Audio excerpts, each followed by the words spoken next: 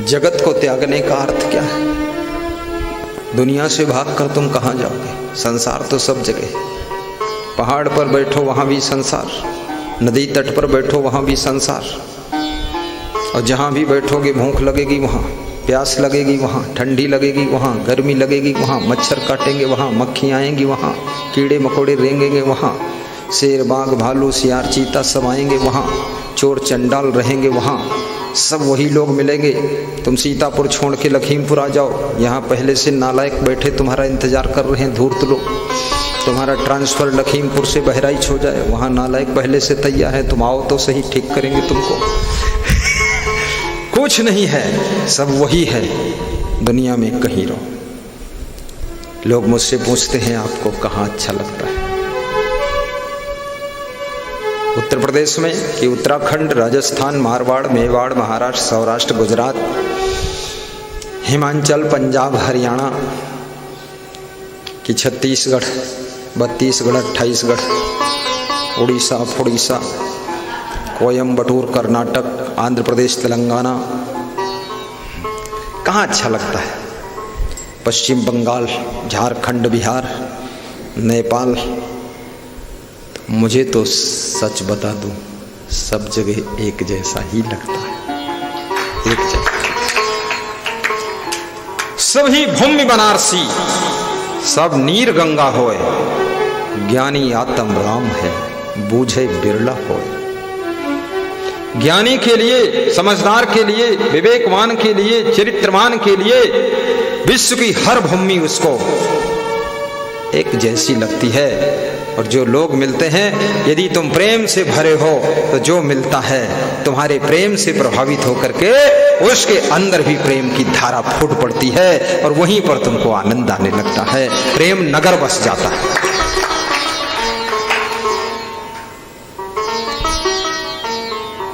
तुम्हारा स्वभाव सही नहीं है, तुम जहां जाओगे। एक साधु गुजरात गया तो बोला कि अब जिंदगी में गुजरात नहीं आऊंगा। जिस गांव में गया वहां से वापस लौटा और बोला अब गुजरात कभी नहीं आऊंगा। और मैं भी गया उसी गांव में। उसी गांव में उसको भोजन नहीं मिला, उसको पानी भी नहीं दिया, कोई पूछा भी नहीं, रोका भी नहीं, सोने की जगह नहीं मिली। घूमते रहे नंदू भगत। और उसी गांव में मैं गया तो 22 दिन वहां रहा, जिसमें 2 कबीरपंथी घर थे, बाकी 20 गैर पंथी भी।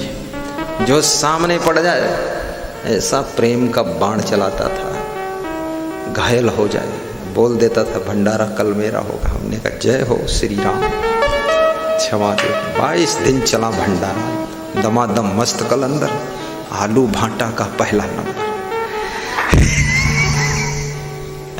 कोई तकलीफ नहीं। 22 दिन किसी शर्त पर वहां में 22 दिन रुका था। 15 साल हो गए, लौट के नहीं गया मैं। वहां नहीं गया, वहां पास में जाता हूं, वो लोग सब आते हैं। लेकिन मुझे लगता है हम ठीक हैं तो जग ठीक है, हम गलत हैं सब गलत ही हो जाएंगे। गुस्सा करने वाले व्यक्ति से जो मिलता वो भी गुस्सा करता है, प्रेम करने वाले को जो मिलता वो भी प्रेम करता है, और चोट्टा को जो मिलता है तो फिर चोट्टा को सुधारता है वो भी। याद रखना, तुम स्वयं सुधरो, जहां रहोगे वहां पर स्वर्ग बन जाएगा, और स्वयं बिगड़ोगे तो स्वर्ग में पहुंचोगे वहां भी नरक हो जाएगा। इसलिए स्वयं को बदलने की जरूरत है। दुनिया बदल दोगे, तुम खुद नहीं बदलोगे, तुम्हारा दुख खत्म होने वाला नहीं है। स्वयं को बदलना सीखो। घर बदलने से सुख नहीं मिलने वाला है, न घर वाली को बदलने से सुख मिलने वाला है। खुद को बदलना जिस दिन आ जाएगा, जहां हो वहीं पर सुख का सागर लहराने लगेगा। कितने लोग साधु बनते हैं, बड़ा भिन्न भिन्न स्वभाव है, जरस कुछ हो गया ऐसे भुनभुनाते हैं जैसे बड़ी वाली मधुमक्खी। मैं पूछता हूं क्या हुआ, अरे हमने क्या बोला? तो मैं समझाता हूं, अरे भुन भुन छोड़, इतनी दूर घर छोड़ दिया, जिला छोड़ दिया, प्रदेश छोड़ दिया, और ये भुनभुनाहट नहीं छोड़ा, इसको भी वहीं छोड़ के आना चाहिए था। यहाँ तो हंसते रहो, यहाँ क्या टेंशन? यहाँ ना सास है, ना ससुर है, ना दमाद थमाद कुछ नहीं है, ना यहाँ देवरानी, ना जेठानी का लफड़ा पछड़ा, ना भाभी, ना भाभो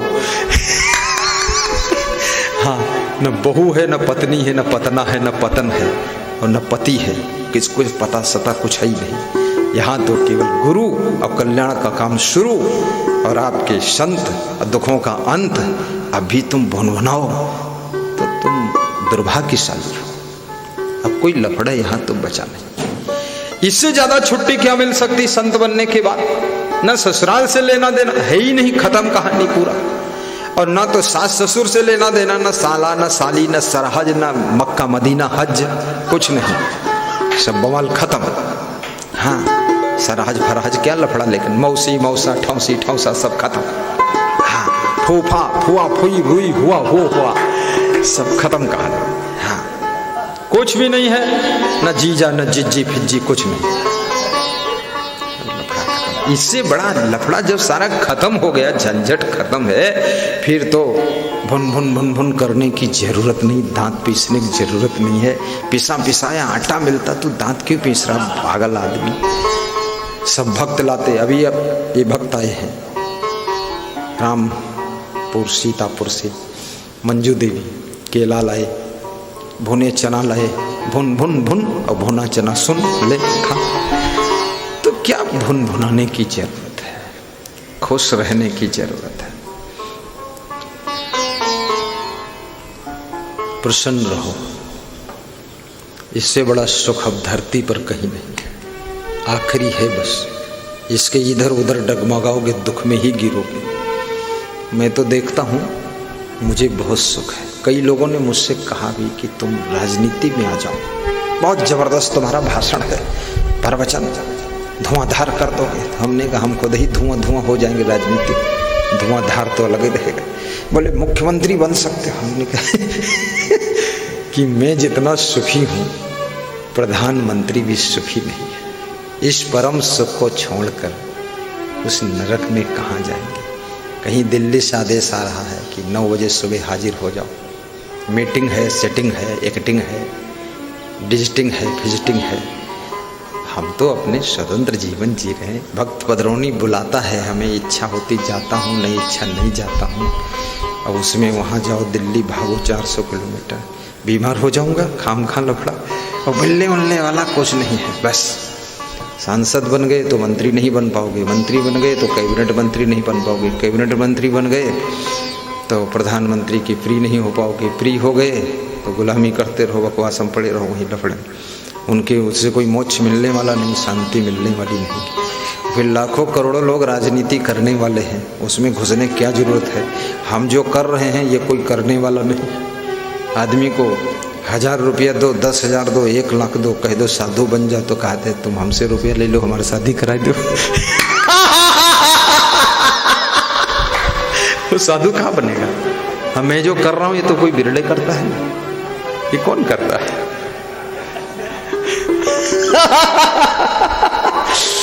अभी एक माताजी आई थी,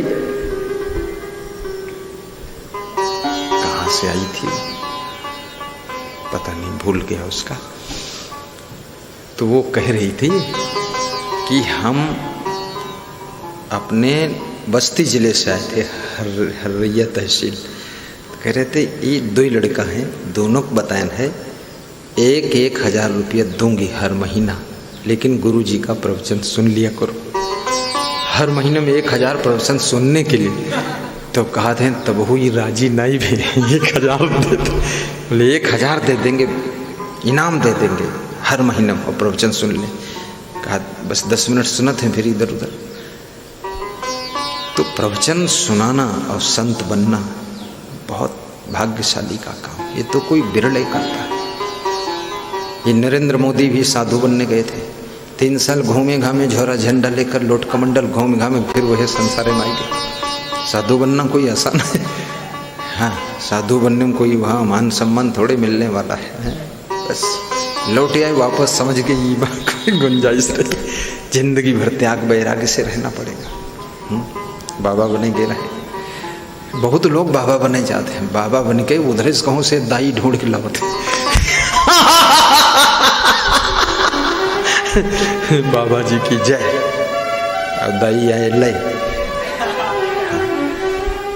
तो ये महान कार्य है मेरा, कोई छोटा मोटा कार्य नहीं। मैं देखता हूं ना, मैं अपने 2 भाइयों को संत बनाना चाहता था, बड़ा प्रयास किया मैंने, बहुत गांठे उनका कोशिश कर समझाएं। हमने सोचा दुनिया ज्ञान दी तो इन्हों को दे दी, तो वही हमका ज्ञान दे उल्टे के।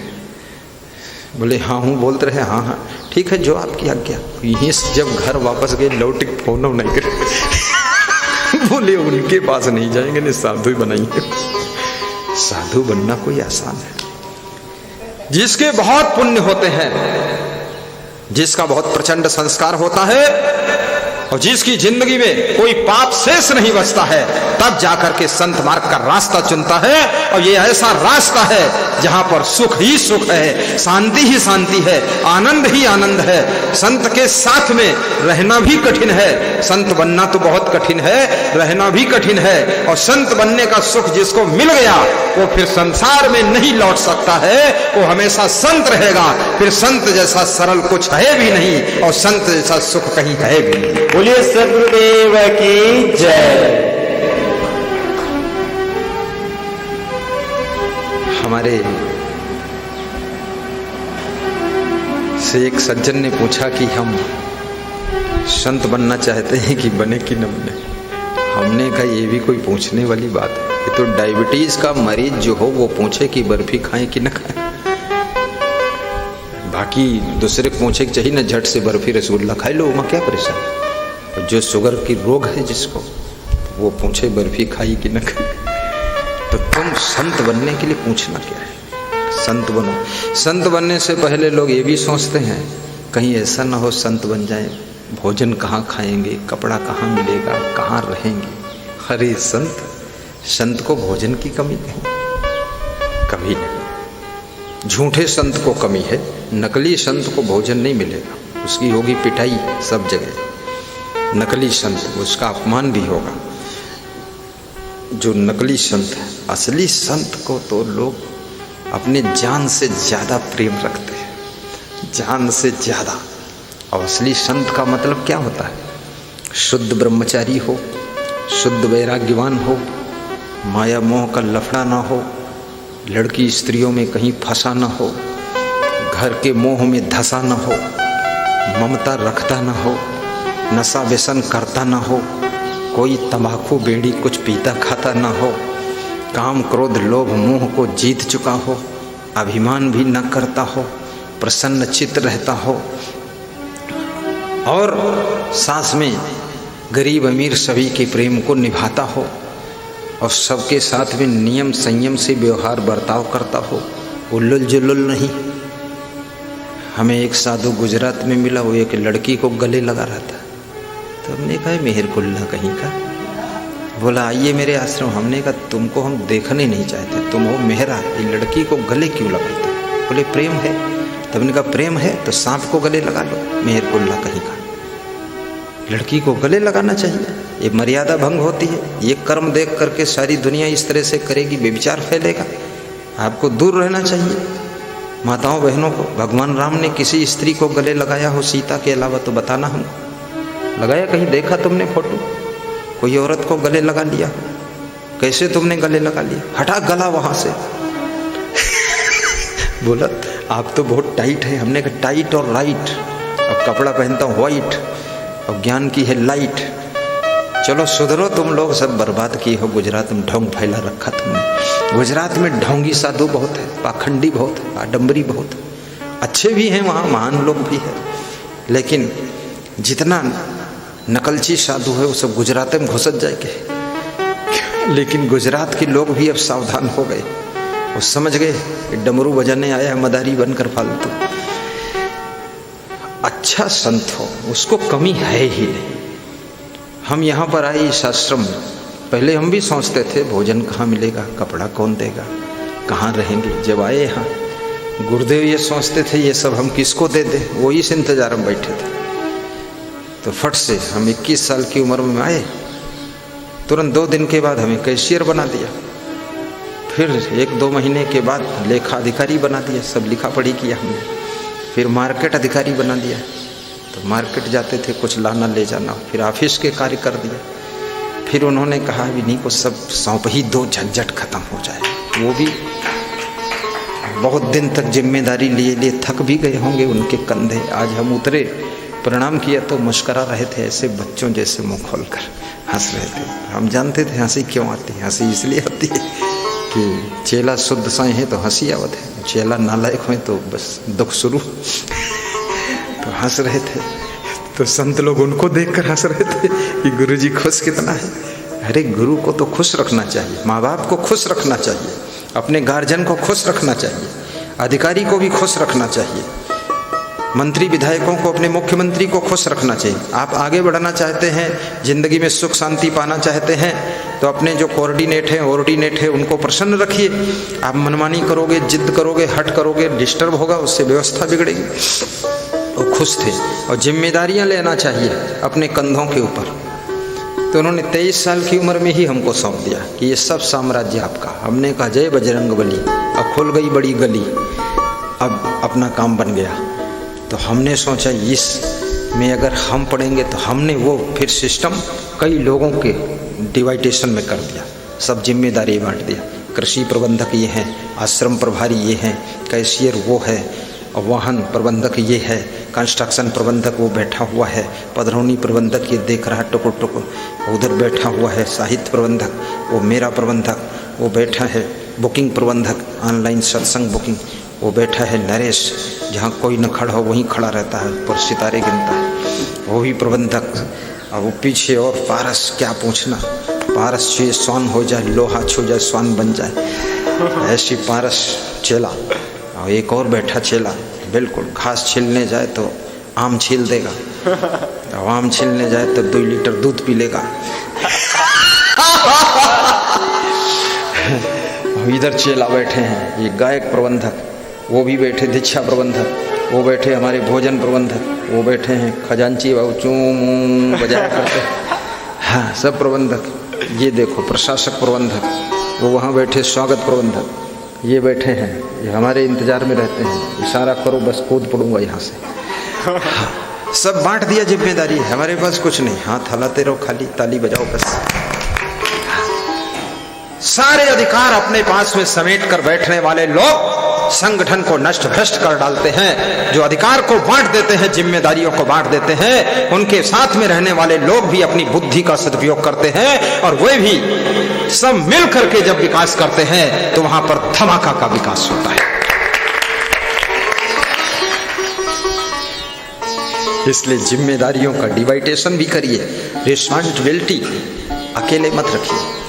मैं एक आश्रम गया तो एक साधु को देखा, वहाँ का महंत था, इतनी चाबी का गुच्छा कमर में बांध के पहने था, जब चलता था छम छम बजता था, ऐसे बजते थे जैसे कोई घुंघरू बजते हैं, जैसे कोई पायल बजती, छुम छुम। तो हमने कहा क्या बात, झुम झुम का गिरा रे, छुम छुम हो रे, ये क्या है? बोले चाबी का गुच्छा बांधा रे। तो हमने कहा इतनी चाबी क्यों बांधा? बोले सब कमरों की चाबी मेरे पास, सारा कंट्रोल मेरे पास। हमने ऐसे उसको देखा, 2 साल के बाद उसका फोटो देखा, फिर तो मैं गया ही नहीं, ज़्यादा किसी के जाना नहीं, लफड़े फालतू दूसरे के चक्कर में क्यों पड़ो। फोटो देखा तो बूढ़ हो गया, वो बूढ़ जैसा फोटो आया, बूढ़ऊ जैसा आया, एकदम कमजोर, जर्जर, ऐसा लगा डायबिटीज हो गई, शुगर हो गई, टेंशन हो गई, क्या हो गया। और मेरी उम्र उसकी लगभग बराबर ही है, वो बूढ़ हो गया। और हम फिर से जो है बाल अवस्था में लौट गए वापस, ही हु हा। तो उसका फोटो देखा तो मैंने कहा ये क्या हुआ? तो बोला कि चाबियों का खेल था, सब चाबियों के वजन से बुढ़ापा आ गया। टेंशन टेंशन, सारे अधिकार अपनी मुट्ठी में रखोगे जल्दी बूढ़े हो जाओगे। थोड़ा थोड़ा बांट दो, हल्के फुल्के हो जाओ।